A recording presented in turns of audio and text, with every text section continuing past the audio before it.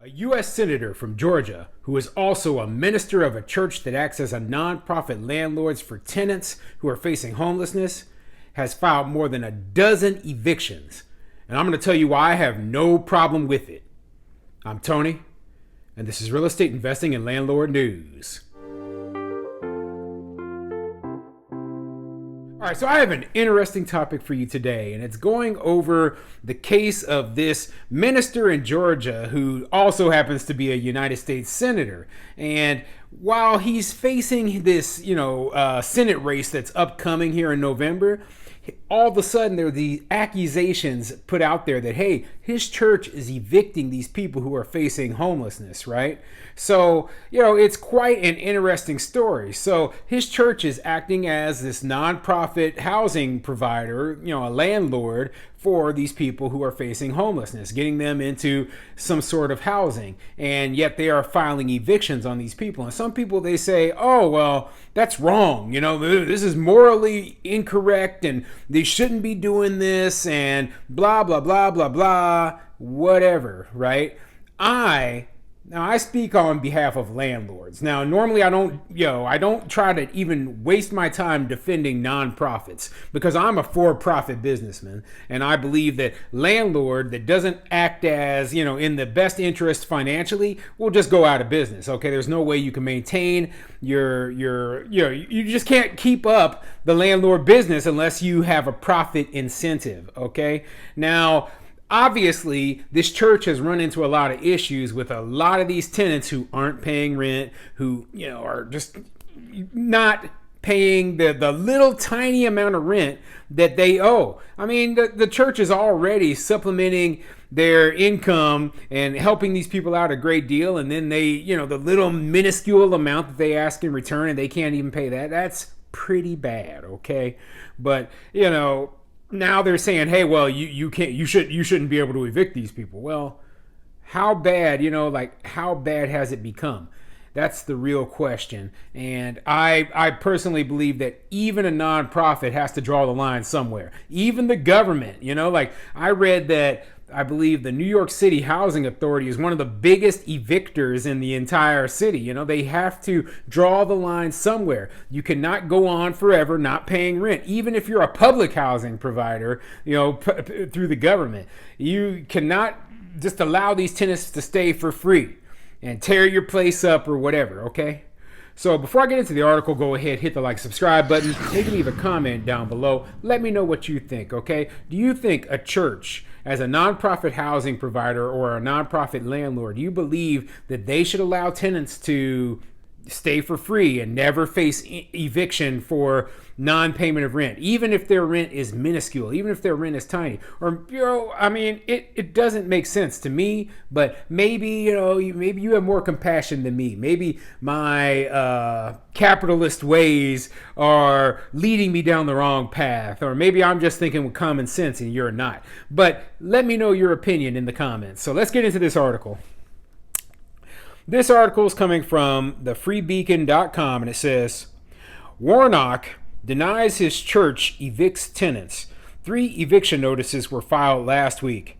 And this is in Georgia, and this is, a kind of a high-profile, election thing going on with the 2 different parties. I don't care what side you're on, really. This is about, being a landlord, okay, and how we operate our business. And when they paint this church in a bad light, remember, they're going to try to put laws in place that affect all of us. Okay, they're going to say, well, if the church is evicting somebody over $100 in lost rent, well, nobody should be able to evict anyone over $100 in lost rent, including the private landlords. Okay, so that's why I don't like this sort of stuff. So let's get into the article and see what it says.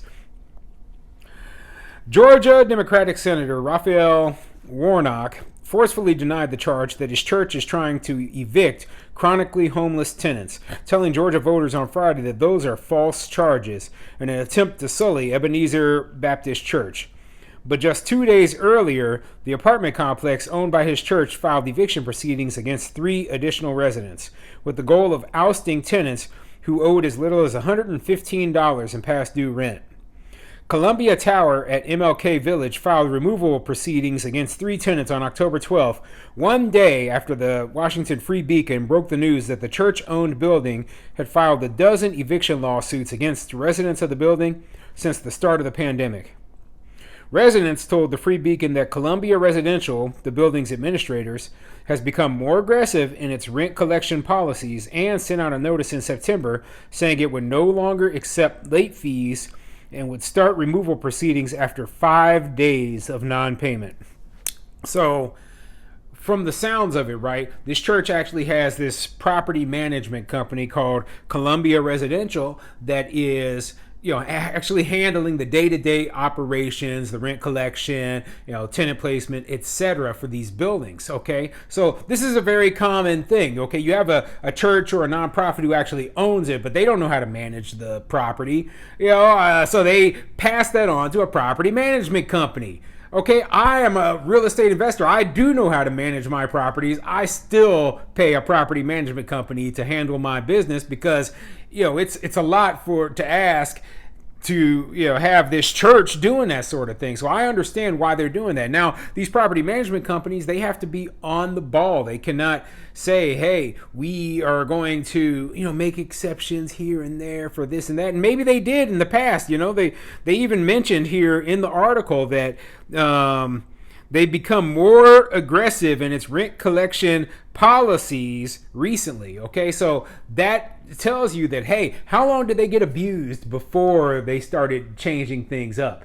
I mean, it might have been years of, oh yeah, I'll pay you next month. I'll pay you, I'll pay you soon, or refusing to pay what was owed and just, giving them whatever they had. And you know what, that works fine for a while, but then you start to realize, hey, we're getting taken advantage of by some of these tenants. And if that's the case, then they've got to go. Okay, we cannot allow these tenants to take advantage of us. And this is whether you're a, for-profit landlord or a non-profit landlord, like is the case here with this church. Now, in terms of this senator who leads this church, he has no clue of the daily operations that are going on in this building, okay? Or it just doesn't make any sense. He's too busy being a U.S. senator and then leading his church to actually know, well, who's getting evicted, who's not, okay? That's up to his property management company. Now, what he should have said was, listen, I'm going to defer all questions to the property management company because I actually participate in day-to-day operations of this, okay? And that would have cleared his name. Now he looks like he's, telling a lie. I don't think he's lying. I just think he's ignorant of what is actually going on inside this building that the church owns, okay? If you don't pay your rent by the 5th, a dispossessory notice comes out that week, a resident told a Free Beacon reporter who visited the building in October. They won't accept the payment after the 5th. The latest evictions involved tenants who were just days late paying their October rent and owed as little as $115, according to Fulton County Magistrate Court records filed by Columbia Tower. The records conflict with Warnock's statements over the past week denying that Columbia Tower, which is 99% owned by the Ebenezer Baptist Church, where he serves as senior pastor, has tried to oust anyone. Fulton County marshals carried out 2 court-ordered evictions on residents at the property, one in August of 2020 and the other in February of 2022. There have been no evictions, full stop, Warnock said when asked about the Free Beacon report during a debate on Sunday. Warnock claimed the news was one more example of Herschel Walker and his allies lying and trying to sully the name of Dr. King's church, John Lewis's church, for short-term political gain.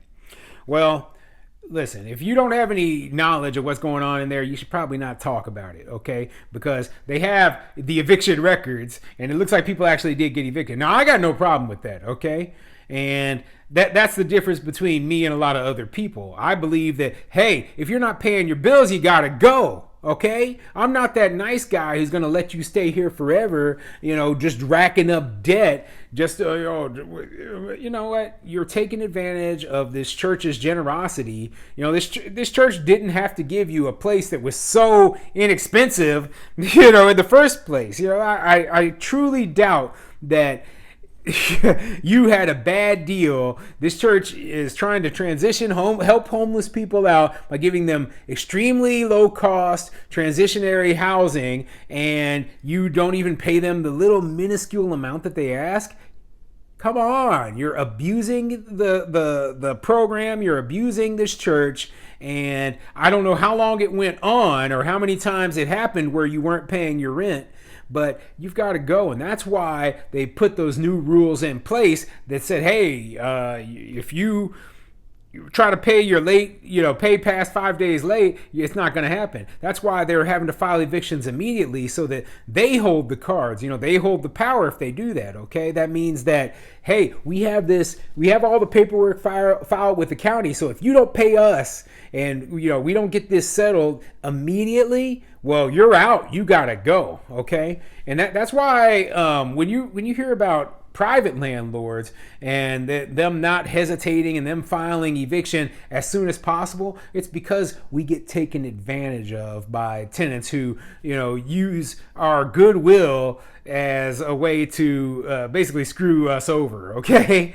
so yeah, I don't have a problem with this church filing eviction against any of these tenants who aren't paying rent, and I don't blame personally this senator for these evictions that are getting filed, and I don't think that they should have to pay for these people to stay there for free. I will say though that he should have kept his mouth shut about the whole situation because he didn't know what he was talking about, and they made him look like a fool when they pulled up those eviction records.